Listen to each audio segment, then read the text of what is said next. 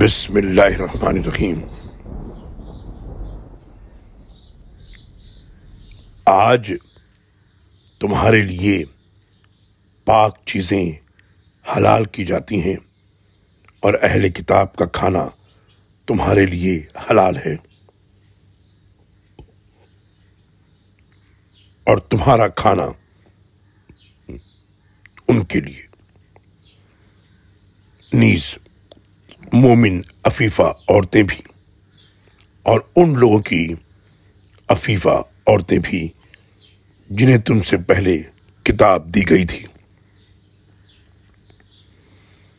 بشرطے کہ اس سے تمہاری غرض مہر ادا کر کے انہیں نکاح ملانا ہو، محض شہوت رانی اور خفیہ آشنائی نہ ہو۔